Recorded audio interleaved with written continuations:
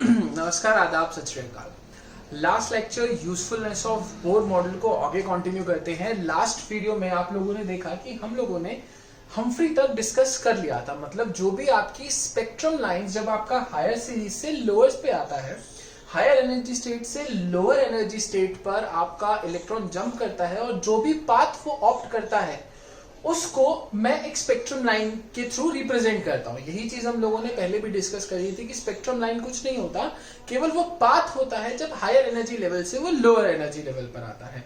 या मैं बोलूं उस पाथ के कॉरेस्पॉन्डिंग हम लोगों को एक वेवलेंथ नजर आती है। वेवलेंथ बोलो या फ्रीक्वेंसी बोलो, एक ही चीज है क्योंकि दोनों फॉर्मूलाज आर कनेक्टेड है। अब हम लोगों ने देखा जब आपकी ग्राउंड स्टेट फर्स्ट स्टेट होगी, मतलब आपकी जो ग्राउंड स्टेट जो 1 ली जाएगी, मतलब आपकी जो ग्राउंड स्टेट है वो 1 ली जाएगी जब भी आपका इलेक्ट्रॉन फर्स्ट एनर्जी शेल पर वापस आया। फर्स्ट एनर्जी शेल पे जब भी आपका इलेक्ट्रॉन वापस आया, that is your Lyman series. Second पर वापस आया, मतलब कहीं से भी उठकर सेकंड पर आए बाल्मर, कहीं से भी उठकर थर्ड पर आए पास्चन, कहीं से भी उठकर ब्रैकेट, फंड और हम्फ्री। यही सारी चीज आप रिडबर्ग वाले पार्ट में भी मेरी वीडियो में देख चुके होंगे। बट बोहर ने इसकी बिल्कुल करेक्ट एक्सप्लेनेशन दी। इसने कहा कि जब हायर एनर्जी से लोअर एनर्जी पे आप लोग लाओगे तो आपको एनर्जी रेडिएट होगी और उस एनर्जी की कॉरेस्पॉन्ड जो वेवलेंथ होगी उसकी हमें स्पेक्ट्रम लाइन ऑब्टेन होगी। तो हम लोग जाते हुए घर डिसाइड नहीं करेंगे, बोलते हैं ना लौट के बुद्धू घर को आए, तो जब ये इलेक्ट्रॉन वापस घर को आएगा यार वो फिक्स होगा। मतलब अभी भी फॉर्मूला आप लोग रिडबर्ग वाला सेम यूज कर सकते हो, सिर्फ बोहर ने उसकी करेक्ट एक्सप्लेनेशन दी यार। रिडबर्ग का फॉर्मूला क्या था? 1/λ is equals to Rydberg constant 1/n1² minus 1/n2²। वहां पर भी n1 छोटा वाला घर होता था और n2 बड़ा वाला आपका एक्साइटेड स्टेट होती थी। अब नेक्स्ट चीज चलते हैं। अब मान लीजिए आपको एनर्जी निकालने को आ गई, आपको देखना, ध्यान से देखना, न्यूमेरिकल समझाने जा रहा हूं। आपको मान लो एनर्जी निकालने को आ गई या आपको एक वेवलेंथ निकालने को आ गई। कहता है calculate the wavelength obtain when an electron jumps from fifth shell to second shell. मतलब आपका जो इलेक्ट्रॉन है वो कहां से जंप कर रहा है यार? फिफ्थ शेल से सेकंड शेल में। आप रिडबर्ग को भी यूज करके 1/λ निकाल सकते हो सेंटीमीटर्स में। सेंटीमीटर में निकलता है ना यार आपका 1, वहां पे जो लैम्डा आता है वो सेंटीमीटर में निकलता है। या फिर आप बोहर को भी यूज करके लैम्डा निकाल सकते हो। देखो रिडबर्ग से ज्यादा आसान आपका बोहर पड़ेगा, ठीक है। देखो कैसे निकालेंगे। हम लोगों को पता है कि डेल्टा ई क्या होता है, बोहर के पोस्टुलेट में हमने पढ़ा है E2 माइनस E1। मतलब जब वो हायर एनर्जी से लोअर एनर्जी पे आएगा, या मैं बोलूं E2 कितना है आपका, मतलब E5 से वो किस पे आएगा यार? E2 पर आएगा। मतलब आपकी जो हायर एनर्जी स्टेट है, ये मैं बोल देता हूं E2 की जगह मैं इसको फाइनल लिख देता हूं, इसको इनिशियल लिख देता हूं, ठीक है ना। मतलब या फिर इसको और अच्छे से क्लियर कर देता हूं कि ये मेरी एक्साइटेड स्टेट होती है और ये मेरी ग्राउंड स्टेट होती है, ठीक है। कि जब आपका higher energy state excited state से ग्राउंड स्टेट में आया तो जो एनर्जी चेंज आएगा उसी एनर्जी की तो लाइट या कोई भी वेव एमिट आउट करेगा। मतलब वेव नहीं बोलेंगे, उस लाइट एमिट आउट करेगा क्योंकि वेव की फॉर्म में नहीं निकलती। ये जो लाइट है, ये जो भी रेडिएशन है, according to Bohr discrete energy particles के अकॉर्डिंग निकलती, क्योंकि उन्होंने प्लैंक्स को फॉलो करा था। अब इसकी वैल्यू क्या आ जाएगी यार? ध्यान से देखो, यहां से मैं आप लोगों को ये चीज बताना चाह रहा हूं कि आपको जब भी किसी भी जंप की वेवलेंथ निकालनी हो या उसकी फ्रीक्वेंसी निकालनी हो, तब बोहर को यूज करना है, ज्यादा बेटर है। कैसे? आइए, मतलब ये क्या कहना चाह रहा है कि जब आपकी फिफ्थ से 2 पर आए, आप कुछ मत करना। देखो फॉर्मूला क्या लगाओगे? Delta E is equals to E2 minus E1। मानते हो कि मानते हैं? हम लोगों ने बहुत अच्छे से पढ़ा है E2 की वैल्यू क्या होगी, मतलब एनर्जी की वैल्यू क्या थी? -21.8। 3 एनर्जी की वैल्यू सिखाई थी ना लास्ट लेक्चर में। किसी से भी निकाल लो, बस यूनिट्स का फर्क आएगा। सबसे कॉमन वाली ले रहा हूं, डिवाइडेड बाय, यहां पे n2 का होल स्क्वायर आ जाएगा क्योंकि n मेरा सेकंड लेवल पे है ना, n2 का होल स्क्वायर। z मेरा 1 है क्योंकि हाइड्रोजन लाइक, क्योंकि यहाँ पे z स्क्वायर से भी तो मल्टीप्लाई होता है ना। z मेरा 1 है क्योंकि हाइड्रोजन के लिए है, ठीक है। माइनस, फिर ब्रैकेट लगेगा, 1 की एनर्जी क्या होगी? -21.8 इंटू 10⁻⁻18 n1 का होल स्क्वायर।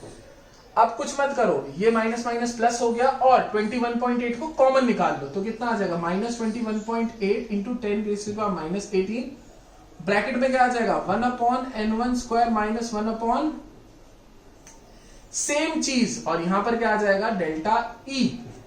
अब डेल्टा E आ जाएगा, ये किस में आएगी यूनिट, जूल पर एटम में। डेल्टा E को खोल सकते हो आप HC, पहले आप खोल सकते हैं h न्यू, अगर फ्रीक्वेंसी मांगे, अगर लैम्डा मांगे तो आपको पता है nu is equal to C by lambda, तो यहां से आप लैम्डा कैलकुलेट कर सकते हो। तो फर्क कुछ भी नहीं है, आप रिडबर्ग लगाओ, आप बोर लगाओ, बिल्कुल सेम चीज है यार, ठीक है। तो ऐसे न्यूमेरिकल्स आते हैं कि आप लोगों को वो ये बोलेगा कि आप लोग वेवलेंथ निकालो जब ये एनर्जी जंप हुआ, या आप वेवलेंथ निकालो जब 6th एनर्जी से वो लाइमन सीरीज पे आया। अब वो एनर्जी चेंज निकालो, या वो फ्रीक्वेंसी निकालो, या लैम्डा निकालो जब वो 5th एनर्जी स्टेट से पैशन पे आया। तो मतलब वो आपको एक एनर्जी स्टेट के बारे में ज्ञान देगा, दूसरी एनर्जी स्टेट वो आपको क्वेश्चन में देगा। फॉर एग्जाम्पल आपको बहुत अच्छे से पता है ना यार कि लाइमन का N1 1 होता है, मतलब जो लाइमन की छोटी वाली स्टेट होती है, ग्राउंड स्टेट मानी जाती है लाइमन सीरीज के लिए, वो 1 मानी जाती है। बाल्मर के लिए 2, पैशन के लिए 3, ब्रैकेट के लिए 4, फंड के लिए 5 और हम्फ्री के लिए 6। एक और जो इंपॉर्टेंट बात मैं आप लोगों को बताना चाहता हूं, ध्यान से देखना, जो भी लाइमन सीरीज है वो विजिबल रीजन में लाई करती है। इस चीज पे हम लोग पहले भी जब हम लोगों ने रिडबर्ग पढ़ा था, जब हमने सिंपल बारकोड टाइप में लाइन बनाई थी, तब भी डिस्कस करा था। ये वाली तीनों इंफ्रारेड में और मेरी हम्फ्री फार इंफ्रारेड में लाई करती है। मतलब जो भी वेवलेंथ आएंगी ना, जो भी वेवलेंथ हम्फ्री सीरीज की निकल कर आएंगी, मतलब ऐसी वेवलेंथ जब आप 8वें से 7वें पे आओ, 8वें से 6ठे पे आओ या 7वें से 6ठे पे आओ, मतलब जब आप ग्राउंड स्टेट 6 लेकर चलोगे, तो जो भी वेवलेंथ निकल कर आएगी वो फार इंफ्रारेड रीजन में लाई करेगी। ऐसे ही जब भी आप 8 से 3rd पे आओ या कहीं से भी 3rd पे आओ, तो जो वेवलेंथ निकल कर आएगी, जो स्पेक्ट्रम लाइन को कॉरेस्पॉन्डिंग वेवलेंथ निकल कर आएगी, वो इंफ्रारेड में लाई करेगी। बाल्मर के लिए विजिबल में, और लाइमन के लिए ध्यान से देखना, हाँ आधे लोग जज कर चुके हैं, लाइमन हमारी यूवी में लाई करती है, ठीक है। तो आप लोग ये चीज समझे, स्पेक्ट्रम से सबसे पहले चीज तो आती है आप लोगों के न्यूमेरिकल्स। दूसरा मैंने आपको बहुत अच्छे से एक्सप्लेन करा कि कलेक्टिव लाइंस क्यों आती हैं, बहुत सारी साइमल्टेनियस लाइंस क्यों आती हैं स्पेक्ट्रम की। दूसरी चीज कौन सा स्पेक्ट्रम को, मतलब कौन से रीजन में लाई करता है, लाइमन यूवी में लाई करता है, बाल्मर विजिबल में, बाकी सारे पैशन, ब्रैकेट और फंड आपके किस में लाई करते हैं, इंफ्रारेड में, और हम्फ्री फार इंफ्रारेड में लाई करता है। दूसरा पॉइंट हमने क्या करा, ये जो लाइमन सीरीज की ग्राउंड स्टेट है वो 1 है, फॉलोड 2 3 4 आगे से, ठीक है। उसके बाद हम लोगों ने देखा कि कहां से इलेक्ट्रॉन उठाकर हम कहां पर लेकर आते हैं। अब एक पॉइंट और नोट कर लेना यार कि कल को अगर आपको न्यूमेरिकल आ गया, कैलकुलेट द मैक्सिमम वेवलेंथ, मतलब किसी भी सीरीज की मैक्सिमम वेवलेंथ निकालनी है। फॉर एग्जांपल उसने बोला calculate the maximum wavelength for Lyman series for helium plus atom. अब देखो दो चीजें चेंज होंगी इसमें।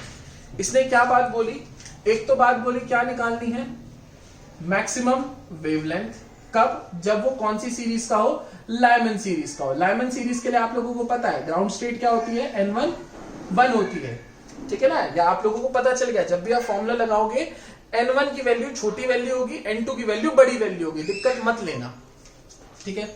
और फॉर्मूला आपको पता है delta E is equals to -21.8 into 10⁻⁻18 bracket में 1/n1 square minus 1/n2 square joule पर एटम। इसी को आप फॉर्मूले को किलो जूल पर मोल या फिर इलेक्ट्रॉन वोल्ट पर एटम से भी ले सकते हो, ठीक है। उसने क्या बोला, calculate the maximum wavelength of Lyman series. Lyman series में आपको पता है N1 1 है।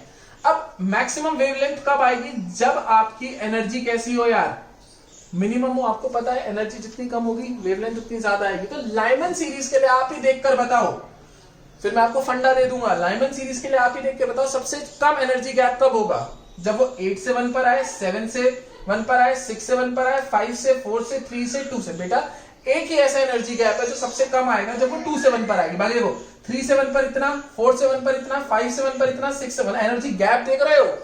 तो छोटे से छोटा एनर्जी गैप होगा जब वो अपनी नेक्स्ट वाली सीरीज, मतलब लाइमन के लिए N1 1 है तो उसको यहीं से यहां घेर देना। तो मिनिमम एनर्जी के लिए आपको N2 नेक्स्ट वैल्यू लेनी होगी सीरीज की, नेक्स्ट वैल्यू ऑफ सीरीज। तो N2 कितना हो जाएगा आपका 2। तो निकाल सकते हो hc बाय लैम्डा या delta E is equals to -21.8 bracket में 1/2 का होल स्क्वायर माइनस 1/1 का होल स्क्वायर। ठीक है ना यार। तो दूसरा पॉइंट आप लोगों को क्या क्लियर अप करा मैंने कि जब भी आप क्या करोगे, मैक्सिमम वेवलेंथ के बारे में बात करोगे, तो मैक्सिमम वेवलेंथ में जो N2 डालना उसकी सीरीज का नेक्स्ट वाला डालना, ठीक है। ये सारी स्पेक्ट्रम लाइंस कैसे ऑब्टेन होती है दोबारा, जब हायर एनर्जी से वो लोअर एनर्जी पे आता है, ठीक है। अब एक फंडा और क्लियर अप आप लोगों को कर देता हूं। कल को आ गया कैलकुलेट द आयोनाइजेशन एनर्जी, बहुत पूछता है जेई में, मतलब ऐसे न्यूमेरिकल बहुत इंस्टेंट न्यूमेरिकल बहुत पूछता है कि आपको एनर्जी गैप दे देगा, ठीक है। अच्छा मैंने रब कर दिया, कोई इश्यू नहीं है। तो दो फंडे और क्लियर अप करता हूं।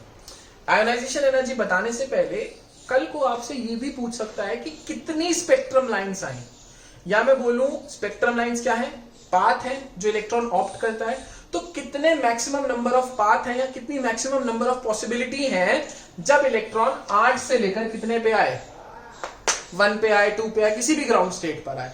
तो उसके लिए फंडा है, क्या फंडा है, नंबर ऑफ स्पेक्ट्रम लाइंस।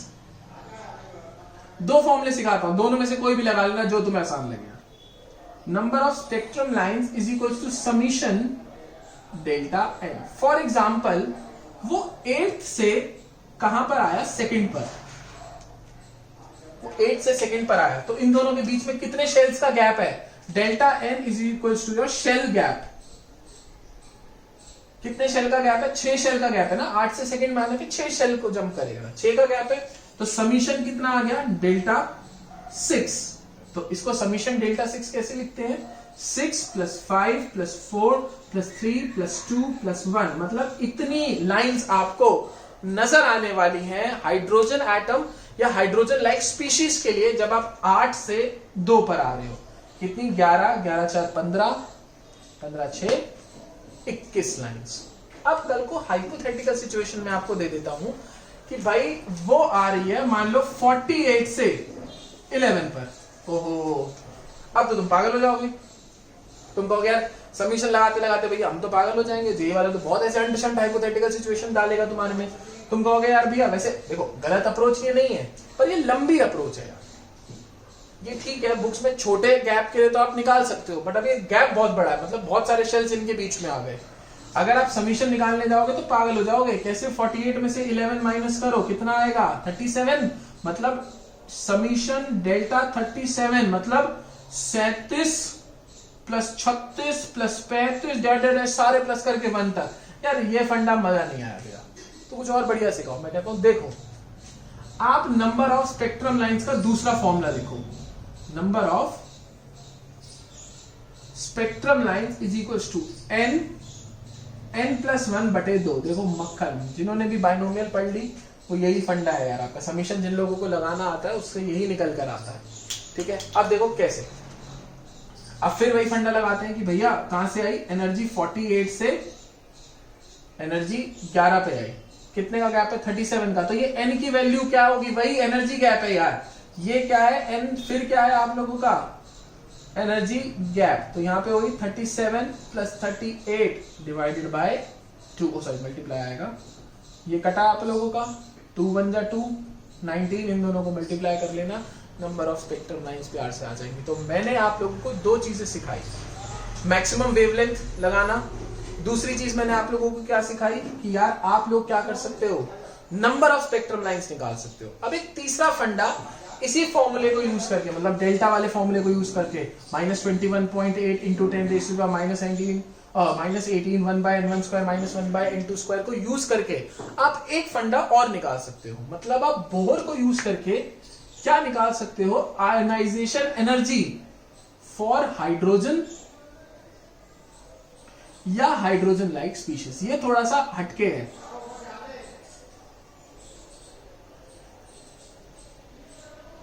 देखो पहले समझेंगे आयोनाइजेशन एनर्जी क्या होती है। आयोनाइजेशन एनर्जी वो एनर्जी है जो एक गैसियस एटम, सिर्फ एटम की बात हो रही है, जो एक गैसियस एटम एब्जॉर्ब करेगा और अपने इलेक्ट्रॉन को एमिट आउट कर देगा, और किस में चेंज हो जाएगा, आयन में। मतलब उसको आयोनाइज करने के लिए, आयन में चेंज करने के लिए, पॉजिटिव आयन में चेंज करने के लिए, हमें इलेक्ट्रॉन लूज होगा तो पॉजिटिव आयन ही बनेगा ना यार, तो पॉजिटिव आयन में चेंज करने के लिए जितनी एनर्जी रिक्वायर्ड होती है वो क्या होती है, मेरी आयोनाइजेशन एनर्जी। या मैं बोलूं मैं इलेक्ट्रॉन को न्यूक्लियस से इतना दूर ले जाऊं, एटम से इतना दूर ले जाऊं कि उसके बीच में कोई इलेक्ट्रोस्टैटिक फोर्स ऑफ अट्रैक्शन ना हो, या मैं ऐसा बोलूं कि मैंने उसको उठाकर इंफिनिटी पे डाल दिया। क्या कर दिया? इंफिनिटी पे डाल दिया। और आप लोगों को बहुत अच्छे से पता है अगर मैं एनर्जी की बात करूं इंफिनिटी पर, वो कितनी हो जाएगी यार? जीरो। कोई एनर्जी नहीं है इसके पास। इंफिनिटी पे इलेक्ट्रॉन जीरो एनर्जी पोजेस कर रहा है यार। ठीक है, अब आप क्या निकाल सकते हो? Ionisation energy. मान लो मुझे किसकी आयनाइजेशन एनर्जी निकालनी है, कैलकुलेट द आयनाइजेशन एनर्जी, तो मेरा डेल्टा ई क्या आ जाएगा यार आपका? E2 minus E1। ठीक है, मतलब कहां पे रखा है? E2 को आपको क्या डालना है? Energy of infinity minus E1। अब मैंने मान लिया कि मेरे को कल को सवाल आ गया calculate the ionisation energy for hydrogen atom. Hydrogen atom में मुझे पता है इलेक्ट्रॉन ग्राउंड स्टेट में पड़ा है, ठीक है ना, मतलब मैंने उसे ग्राउंड स्टेट से कहां भेजना है? इंफिनिटी पर, तभी वो आयनाइज होगा। तो कितनी एनर्जी चाहिए देख लो ध्यान से। E2 क्या है मेरा? हाई एनर्जी वैल्यू कितनी है इंफिनिटी की? Minus E1। अब ध्यान से देखना, E at infinity 0 minus E1 की value minus 21.8 into 10 raise to the power minus 18, ठीक है ना यार, इंटू जेड, जेड इलेक्ट्रॉन का 1 है, डिवाइडेड बाय 1 का होल स्क्वायर। तो आप लोगों को बहुत अच्छे से ये पता है कि क्या निकल आएगी आप लोगों की आयनाइजेशन एनर्जी, प्लस में निकलेगी plus 21.8 into 10 raise to power minus 18 joule पर एटम। तो यहां से आप आयनाइजेशन एनर्जी भी निकाल सकते हो। सिर्फ फंडा क्या याद रखना है, जो E2 माइनस E1 है, जो नेट एनर्जी चेंज में जो E2 है वो इंफिनिटी डलेगी। तो यहां से एक पॉइंट और बना लो, आयनाइजेशन एनर्जी के लिए E2 की वैल्यू 0 लेनी है, क्योंकि E2 वहां पर इनफाइनाइट पे बैठा होगा, वहां पर कोई एनर्जी नहीं होती। तो मैंने आप लोगों को बहुत अच्छे से आज यूजफुलनेस ऑफ बोर मॉडल पे बात कर लिया। ठीक है, ये सेकंड पार्ट इसीलिए बना रहा हूं यूजफुलनेस ऑफ बोर मॉडल का, ताकि आप कंफ्यूज ना हो। पहले आपने स्पेक्ट्रम लाइन सीखी, उसके बाद आपने स्पेक्ट्रम लाइंस के न्यूमेरिकल फॉर्मूला फंडे सीखे यार। इसके बाद आज के लेक्चर में जो लास्ट पॉइंट था that was your drawbacks of Bohr model. देखो यार, बोर मॉडल के कुछ ड्रॉबैक्स थे। बोर मॉडल भी आपका सक्सेसफुल मॉडल नहीं रहा। ठीक है, कुछ टाइम तक हम लोगों ने बोर पढ़ा। इनफैक्ट 9-10 में आप लोगों को बोल दिया था कि बोर मॉडल आप 20 तक लगा सकते हो, मतलब कैल्शियम तक लगा सकते हो, नहीं लगा सकते, ठीक है ना। इनफैक्ट आपको ये भी बताया था कि जब आप इलेक्ट्रॉन भरते हो 2,1, 2,8,1, 2,8,8, ओहो 1, मतलब याद करो टीचर ने फंडा सिखाया था कि एक ऑर्बिट में कितने इलेक्ट्रॉन घूमेंगे, याद आ रहा है कि एक ऑर्बिट में कितने इलेक्ट्रॉन घूमेंगे 2n² से, मतलब पहला जो K शेल है उसमें 2, L शेल में 8, M शेल में 18। ओहो नहीं, पर आप कितने भरोगे इसमें? 8 भरोगे। ये सारे फंडे याद आ रहे हैं ना बोर वाले कि इसने इलेक्ट्रॉनिक कॉन्फ़िगरेशन में सिखाई थी। देखो इसलिए मैंने डिस्कस नहीं करा क्योंकि आप 9-10 में बहुत अच्छे से पढ़ चुके हैं। पर बोर के आगे जाके बहुत सारे ड्रॉबैक्स बने हैं। मतलब बोर का मॉडल भी हमारा फाइनलाइज्ड मॉडल नहीं था। जो फाइनलाइज्ड मॉडल था वो मेरा क्वांटम मैकेनिकल मॉडल था। उसको हम लोग आगे स्टडी करेंगे। पहले ड्रॉबैक्स देखते हैं। सबसे पहला ड्रॉबैक था कि मल्टी इलेक्ट्रॉन सिस्टम में जो स्पेक्ट्रम लाइंस निकल कर आई वो एक्सपेक्टेड से ज्यादा निकल कर आई। आप लोगों ने एक फॉर्मूला देखा हाइड्रोजन और हाइड्रोजन लाइक स्पीशीज के लिए, तो आपको पता है कि कितनी स्पेक्ट्रम लाइंस आनी चाहिए। बट मल्टी इलेक्ट्रॉन सिस्टम जैसे नाइट्रोजन, ऑक्सीजन, ऐसे इलेक्ट्रॉन मतलब ऐसे एटम जिसमें एक इलेक्ट्रॉन नहीं है, मल्टी इलेक्ट्रॉन सिस्टम के लिए बहुत सारी स्पेक्ट्रम लाइंस निकल कर आई। बोर के पास इसका कोई जवाब नहीं, क्यों आई। दूसरी चीज, इन्होंने आपके जो मॉडल दिया था एटम का, जो आपको मॉडल दिया था वो एक 2D मॉडल था यार, वो कोई 3D मॉडल नहीं था। पेन पेपर पे चपटा फ्लैट मॉडल था यार। मतलब आप ऐसी गोले गोले ही तो बनाते हो ना यार, बोर इज इक्वल टू गोला, गोले ही बनाते रहे हो आप सारा टाइम बोर में, कभी 3D मॉडल आपको विजुअलाइज नहीं कराया गया। तीसरी चीज, इन्होंने कोई शेप नहीं बताई एटम की, मतलब इनके मॉडल से आप शेप नहीं बता सकते। चौथी चीज, इन्होंने आपके ज़ीमान इफेक्ट और स्टार्क इफेक्ट को नहीं बताया। अब कुछ लोगों को ज़ीमान और स्टार्क नहीं पता। देखो यार, जब भी आप स्पेक्ट्रम लाइंस ऑब्टेन करोगे किसी मैग्नेटिक फील्ड में, मतलब आप स्पेक्ट्रम लाइंस ऑब्टेन करते समय मैग्नेटिक फील्ड भी अगर यूज करोगे या मैग्नेटिक फील्ड लगाओगे, मैग्नेटिक फील्ड के अंडर स्पेक्ट्रम लाइंस को स्टडी करोगे या ऑब्टेन करने की कोशिश करोगे, तो स्पेक्ट्रम लाइंस और फर्दर स्प्लिट हो जाएंगी। पहले तो वो स्प्लिट हो ही रही थी और ज्यादा फर्दर स्प्लिट हो जाएगी। मतलब मैग्नेटिक फील्ड लाइंस का लाइन स्पेक्ट्रम का मैग्नेटिक फील्ड में स्प्लिट होना, जो भी आपकी फाइन लाइंस आ रही थी उनका मैग्नेटिक फील्ड में स्प्लिट होना स्टार आपका ज़ीमान इफेक्ट है। और यही चीज अगर आप इलेक्ट्रिक फील्ड में देखेंगे तो इलेक्ट्रिक फील्ड में भी स्पेक्ट्रम लाइंस स्प्लिट हुई। तो कहने का मतलब है कि आपकी जो लाइंस की फर्दर स्प्लिटिंग थी इन योर मैग्नेटिक फील्ड, जिसको ज़ीमान इफेक्ट कहा गया, और यही स्प्लिटिंग अगर मैं इलेक्ट्रिक फील्ड में देखूं तो स्टार्क इफेक्ट कहा जाता है। हमारे टोनी स्टार्क इंडस्ट्रीज जो आप कार्टून्स में देखते आते हो। तो कहने का मतलब है जो आपका इलेक्ट्रिक फील्ड जो है जब भी आप अप्लाई करोगे स्पेक्ट्रम लाइंस पे तो वो और स्प्लिट हो जाएंगी। इसका जवाब भी बोर बाबू के पास नहीं था। और सबसे इंपॉर्टेंट मुद्दा, इन्होंने दो चीजों को एक्सप्लेन नहीं करा था। पहला था डी ब्रॉगली ड्यूअल नेचर, मतलब डी ब्रॉगली का एक फंडा था कि जिसमें उन्होंने बताया था कि जितनी भी आपकी वेव्स होती है मैटर वेव्स होती है, मतलब वो दोनों नेचर को लेकर चलेंगी। बोर ने क्या कहा था यार, प्लैंक्स क्वांटम थ्योरी के सिर्फ पार्टिकल नेचर बताया था, ठीक है। और जो लास्ट चीज थी that was your Heisenberg uncertainty principle. इन सारी चीजों को ओवरकम करा आपके किसने, क्वांटम मॉडल ने। तो लास्ट में हम लोग क्वांटम मॉडल पे चलने से पहले मैं आप लोगों को ये दो चीज, डी ब्रॉगली वेवलेंथ या de Broglie concept of dual nature समझाऊंगा और हाइजेनबर्ग समझाऊंगा। तो नेक्स्ट लेक्चर में पहले इन दोनों चीजों को कवर अप कर लेते हैं। इस वीकेंड आप लोगों का सैटरडेज और संडे डाउट सेशन होगा, ठीक है। उसके बाद आगे चलेंगे, पर पहले आप पुराने असाइनमेंट्स निपटाइए। एक असाइनमेंट और दे दूंगा स्ट्रक्चर ऑफ एटम का। देखो स्ट्रक्चर ऑफ एटम से बहुत न्यूमेरिकल्स बन सकते हैं थियोरेटिकली, बट क्या है सारे फॉर्मूला बेस्ड बनते हैं। दिमाग लगाओगे फॉर्मूला लगेगा, सीधे सीधे आंसर्स निकलते हैं। तो फटाफट अपना लास्ट असाइनमेंट खत्म करो। आज इस दो वीडियोस डालूंगा, आज दोनों वीडियोस को देखो। दोनों वीडियोस ऑफली एक पहले आप लोग देख चुके होंगे तभी आप इस सेकंड देख रहे हो। दोनों वीडियोस डालूंगा, पहली वीडियो का लिंक नीचे आ गया होगा आप लोगों के पास। अगर नहीं देखी, सेकंड पहले देख रहे हो तो भाई इसको रोक के पहली वाली आप पहले देखना, ठीक है। दोनों वीडियोस देखकर आप बोहर के न्यूमेरिकल सॉल्व करोगे, उसका असाइनमेंट दूंगा। इस वीकेंड फिर बता रहा हूँ डाउट सेशन होगा सैटरडेज और संडे को, ठीक है। आज के लिए इतना ही। नेक्स्ट लेक्चर में हाइजेनबर्ग और डी ब्रॉगली को कवर अप करेंगे। घर रहें, सेफ रहें।